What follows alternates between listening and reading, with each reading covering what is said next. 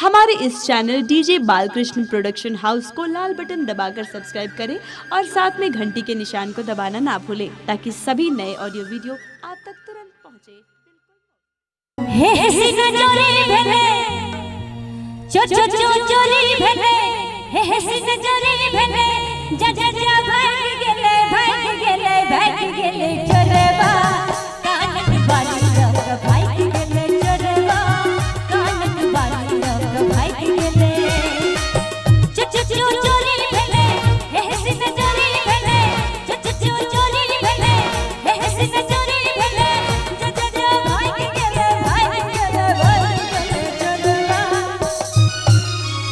भैया के मोबाइल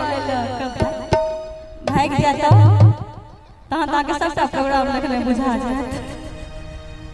रात में को दिन में कहै जे कोन पाप लागल गेल छै ना कानक बारी लग भाग गेले चोरवा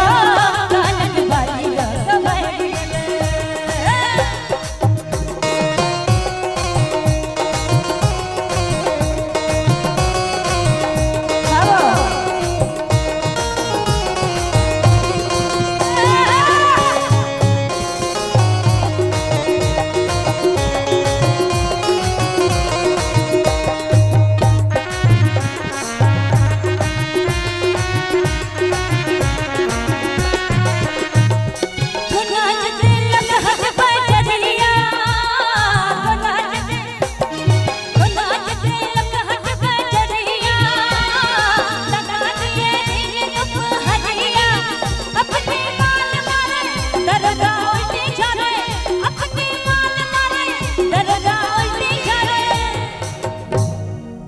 पहले माल रख दियो दरोगा लग तखन रिपोर्ट लिखता हो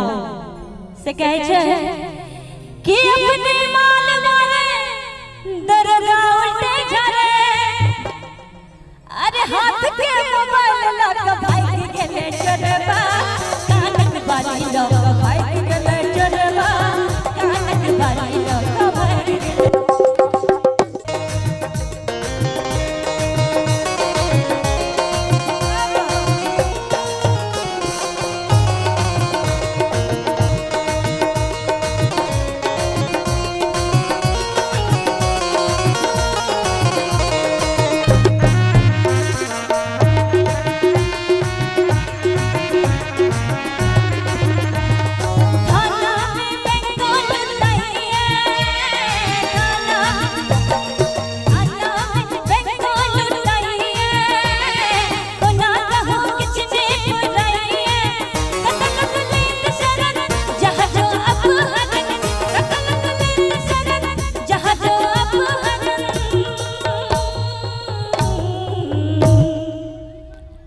और की केलके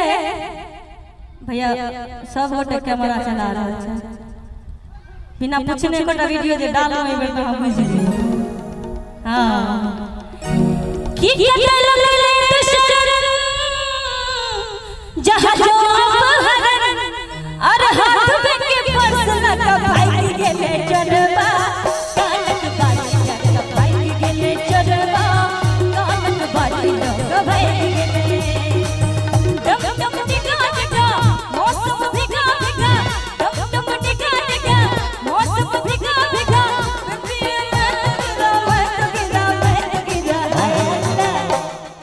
भैया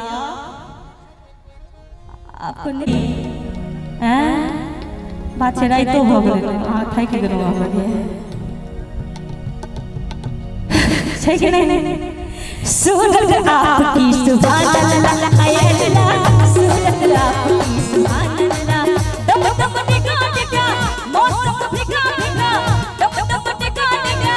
मौसम भिगा भिगा बिटिया हाय अल्लाह